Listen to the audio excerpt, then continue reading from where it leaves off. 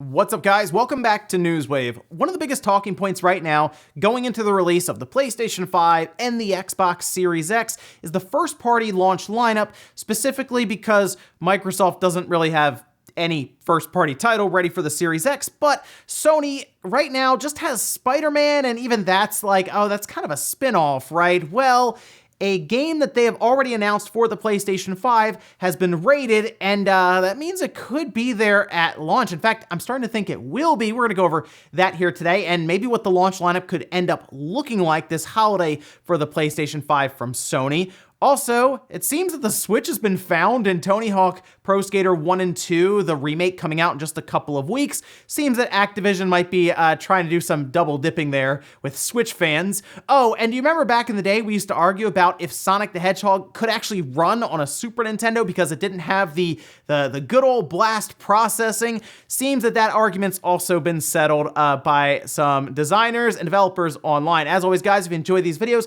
make sure to hit that like button. Helps out a ton. And if brand new here, hit the red subscribe button down below as we head towards 500,000 subscribers, hopefully by the end of this year. That's where we're aiming for anyway. So if you're new here, hit the red button down below. Guys, we're going to start today with a sale that Nintendo just like randomly announced yesterday.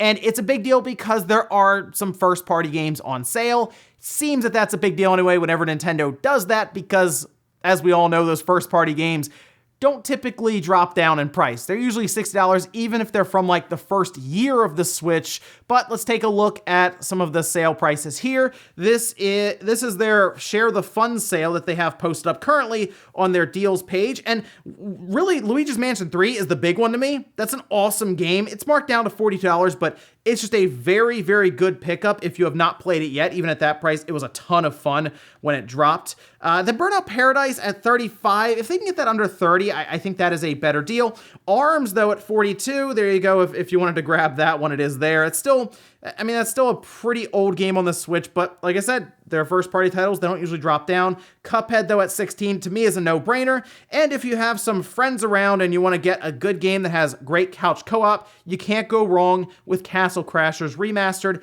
at $9. So really looking at this, it's a pretty good lineup of games for those kind of prices, and I would check it out. It seems that the sale ends at the end of this month, but some good stuff there to play, specifically with friends and couch co-op. Also, it looks like Sony is starting to ramp up their marketing for the PlayStation 5. They shared, it seems to be the first commercial, I guess. I really haven't seen any outside of this, but here is one of their first commercials, it seems, for the PlayStation 5 that they posted up on YouTube, along with a full blog post really going over the DualSense controller. I did a video on that and what some of their first party and a few third-party studios currently think of the DualSense and what they're taking advantage of that, so check that out on the second channel, SpawnWave Plus. But you can see some of the trailer here and the commercial they put out. PlayStation 5 Play has no limits, and this started to trend immediately online. Again, that's just the hype around the PlayStation 5 currently. This seems to lean in and really focus on the idea of the DualSense being like this big game changer and being more immersive. They did the whole thing where you pull back a bow. We had heard that before, though, when they were talking about the DualSense, that being one of the first examples they give that you can feel the tension on the bow as you pull back. So yes, Sony's marketing is starting to ramp up here.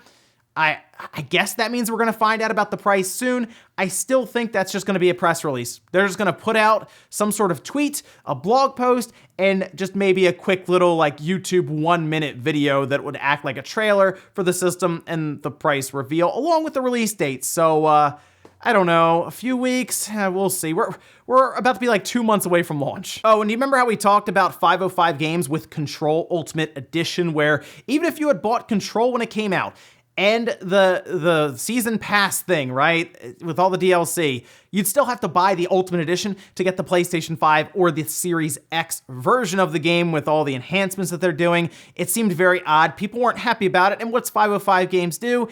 They decided to double down and release a statement that didn't really say much. Like, they just said that they couldn't figure out a way to do it. Meanwhile, as I'm scrolling through Twitter and I see that, like, Two spots below that, it's Dirt 5 saying, hey, if you buy it, you'll also get it on the PS5 and the Series X.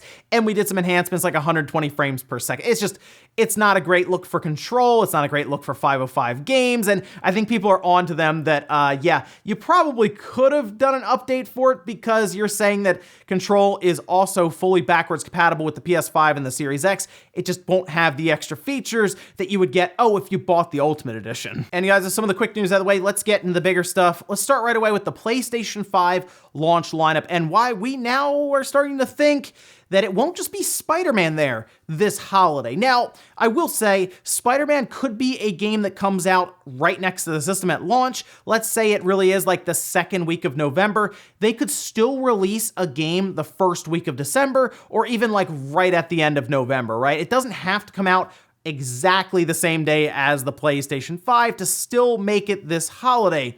That said, you can see here Gematsu spotted a rating in Korea, so the Korean ratings board, which we will see games at times leak out from there because they'll get rated and they'll just post it and it's like, oh wow, this game now exists. Oh, good to know, thanks ratings board. But in this instance, we already knew about the game. However, they have now rated Demon's Souls. Yes, that's right. Demon's Souls appears to be ready to go just about. Usually you have to submit the game and the content and a summary and all this stuff so that you can get it rated. Now you can still, of course, fix bugs and do other things alongside of that, but they have to be very much aware of what's in the game. And usually you get it rated if you are building up for its launch. Does that mean that Demon's Souls could be ready to go during the launch of the PS5? I think so. I think they've been targeting a launch window. The problem here is, of course, the situation with COVID. Like, you throw COVID into the mix with any of these releases, and it's tough, right? Things are really in flux right now behind the scenes for everyone. Halo Infinite getting delayed out is the biggest, really most, I guess, advertised example of what COVID has done this year to the overall video game development landscape, right? That Halo Infinite was supposed to come out this year next to Series X. I think it's gonna come out like next holiday now. Yeah, it's been pushed back that far. Remote work has not been great, but if Bluepoint can get Demon's Souls ready to go for the PS5 launch, and we have something like Spider-Man and Demon's Souls right next to the system when it drops, I think at that point, it will seal the deal for more people than you'd think. I think Demon's Souls, while it was a niche title when it dropped, there's been enough legend around this game, being put out there, and it was definitely a game that got people hyped when they first showed off these different games for the PS5. Now, what if we had Spider-Man and Demon's Souls same day as the PS5 dropping, and then we had Ratchet and Clank either at the end of November or beginning of December? I mean, to me, that would seal it as that would be a really good launch window for the PS5 for any PlayStation system now that I think about it, right? I mean, you can let me know if any other PlayStation systems had a better first-party launch lineup. I'm gonna say launch lineup because it still makes the holiday. I don't think the game has to come out the same day as the system, but if it's there for its first holiday, which would mean it's there within the first month, that would be good enough to, of course, help sell it throughout. And let's say the PS5 is a $500 to $600 system, you're gonna need something a little more than a Spider-Man spinoff, despite how awesome it's going to be to play Spider-Man Miles Morales. You need a little more, I think, and a big release like Demon's Souls would get people on board because it would just be on the PlayStation 5, and then it's like, oh, cool, then Ratchet and Clank's coming out, and then Horizon's in the first half of next year, and it starts to build up with this first year for the PlayStation 5. So here's hoping that Sony has another presentation ready to go, and Demon's Souls is part of it because that would really bolster that lineup to get started this holiday. Next up, let's talk about Tony Hawk Pro Skater 1 and 2 that's coming out in just a couple of weeks. Well, Dataminers started going through some of the files for this game, of course, coming out on the Xbox, the PlayStation 4, and PC on Windows, and they came across a couple of interesting looking images, we'll say, and it started to make the rounds after it came out, and check this out. Well, first take a look, because we have some Joy-Con controllers in a grip, and I first saw that and I thought, okay, well, I don't know, something with Steam maybe they're like, oh yeah, you can use this with your PC if you want, but then we get another image and oh look, there's the Switch. It's just the Switch itself in handheld mode, and well, Activision, of course, will do this, right? They do this quite a bit where they will say, oh yeah, we're exploring other systems. They did this with Crash Bandicoot, you know, in Insane Trilogy. And of course that was like only on the PlayStation at the time, but everyone knew it was a timed exclusive and they were trying to figure out if it was also coming to the Switch, but then they did it with Spyro as well. And that one was a little more obvious because their website accidentally listed it for the Switch. We already know that too, right? At the time, we just had to wait.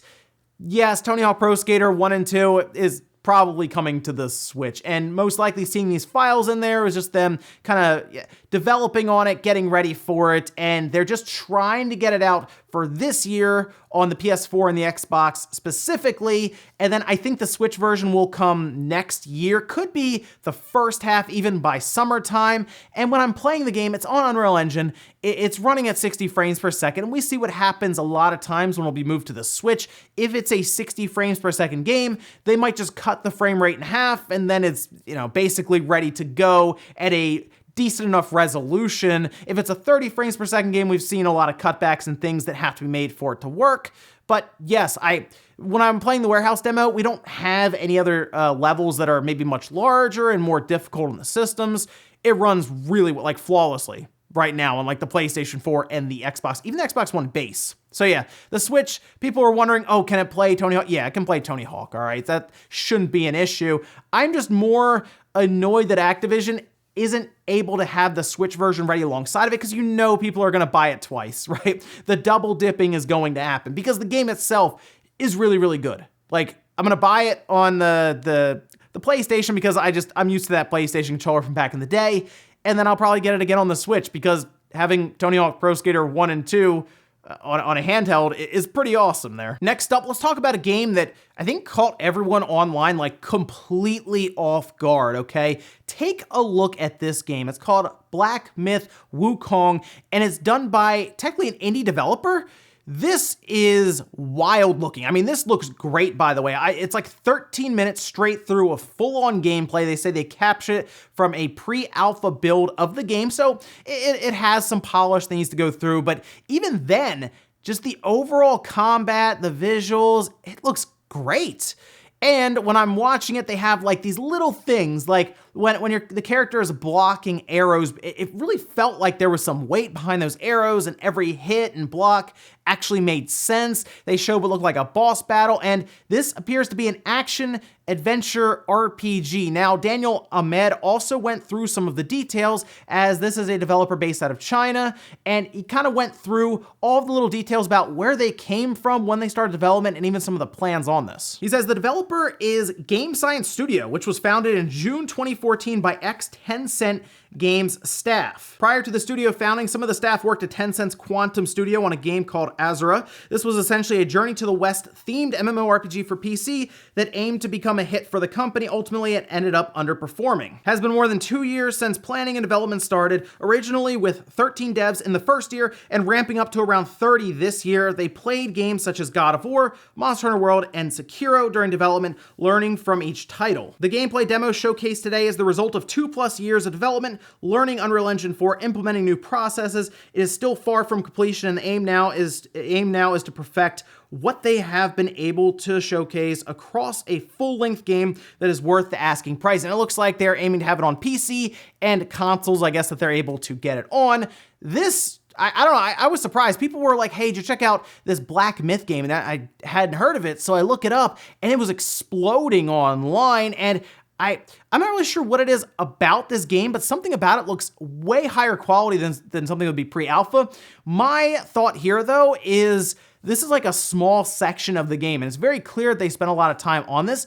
Are they able to make this work over the course of like a 10-hour game, right? Because like these kind of games typically don't end up being 30 or 40-hour games, but can they make it feel like this, like what they've shown here, but just stretched out with different environments, different enemy types and all of this? Because just this little section looks really good, and like 13 developers just ramping up to 30, that looks like something you would expect out of a big quote-unquote AAA studio that's creating this with, you know, tens of millions of dollars behind it. And I'm gonna keep an eye on this. I think it's gonna be a while, like years probably, before we actually see this come out or any meaningful gameplay in terms of levels or anything even out of alpha, but certainly gonna keep my eye on it. And in our last bit of news, let's talk quickly about Sonic the Hedgehog, the original one from the Genesis, on the Super Nintendo. If you missed it, Digital Foundry did a very, very good video. John Linneman does some awesome work with like the retro games that he brings up for Digital Foundry and checks them out. And it was very strange to me to hear about this, but yes, Sonic the Hedgehog had been moved over to the Super Nintendo. We used to argue about this all the time back in the day. We'd say, no, the Super Nintendo doesn't have blast processing. Can't play Sonic Hedgehog. Well, here it is. And like I said, Digital Foundry did a full video. I would go check it out. But we also had a post on NES Dev where it was introduced. You can see that here saying, hello everyone, I made a Sonic engine for SNES based on the Sega Genesis code, but with many things optimized for SNES. It has several bugs to fix and the sound part is not ready yet. Thanks to everyone at Sonic Retro for the excellent disassemblies of the original games and for the guides of the original engine. Take a look, showing some screenshots there, but really seeing it in motion, playing on a Super Nintendo, I don't know, it was this weird wave of nostalgia of all of these arguments back in the day, and here it is now being disassembled, the code, and then moved over and designed for the Super Nintendo with a lot of things being smoothed out, things to work on still, but what a cool thing to see with Sonic being moved to the Super Nintendo. But let me know if you were one of those people on the playground who used to argue about that, because that was like every week it would be brought up. I mean, back then it was a lot different, right? It really was that console wars, the bit wars, Super Nintendo versus Genesis. Which one was more powerful? Which one had the better games? All this came up a lot. And a lot of that was because, well, we had one or the other. Unless you were like the rich kid down the street who had like everything, including the Neo Geo. And we'll finish up with the comment of the day as you're seeing here. This is from Ashton saying, Summer Games Fest felt like it didn't even happen, to be honest. And yeah, you're right about that. I mean, there were some fun announcements. We just talked about Tony Hawk, for example. Really hype announcement. Crash Bandicoot, great one there as well. But you're kind of right there. And I think a lot of it had to do with the Summer Games Fest being last minute, or felt last minute, right? Like Jeff Keighley announced he wasn't going to E3. I think he saw the writing on the wall with that whole situation and becoming kind of archaic. Does Summer Games Fest. That didn't really light the video game world on fire, maybe like he was thinking it would, and they're going to end off with, I guess, Gamescom, but we're still in phase 1, and I don't know. Look, he did his best. I'll give him that. And for a year that's just been crazy with the COVID situation, especially affecting development and all kinds of stuff, I think he did okay with it.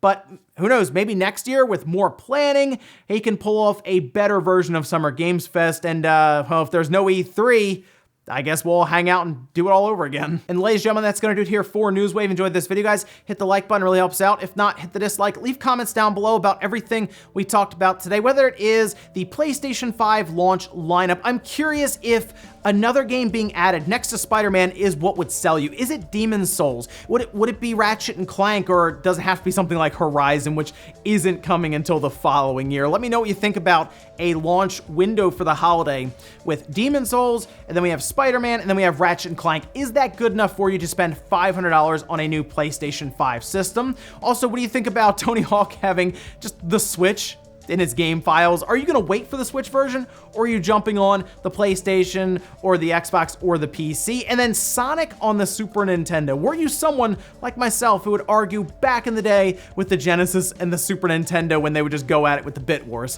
Thanks guys for watching, and I'll see you next time.